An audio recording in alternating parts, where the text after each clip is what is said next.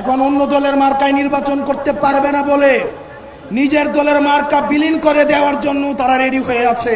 আজকে এই বেদিতে আপনারা যারা বসেছেন আর যারা আসেন নাই, আপনাদের দুইজনকেই বলি, ক্ষমতার লোভে অন্ধ হয়েন না।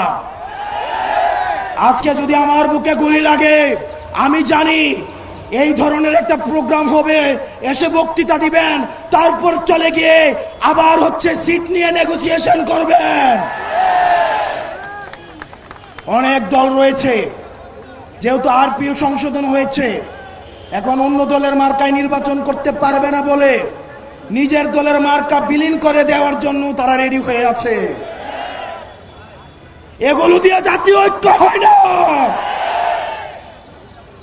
এসব জাতীয় ঐক্য, এগুলো মেকি।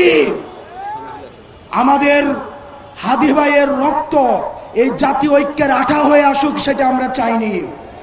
আপনারা যদি দেশের প্রশ্নে, সার্বভৌমত্বের প্রশ্নে, বাংলাদেশের প্রশ্নে দলীয় স্বার্থের ঊর্ধ্বে উঠে আমরা 1 আগস্ট, আমরা 3 আগস্ট 2024 সালে এই শহীদ মিনারের বেদিতে দাঁড়িয়ে যেভাবে আমরা ফ্যাসিবাদের বিলোপ এবং নতুন রাষ্ট্র ব্যবস্থা বিনির্মাণের যে 1 দফা দাবি দিয়েছিলাম, আমাদের সেদিনের মতো আবার ঐক্যবদ্ধ হতে হবে।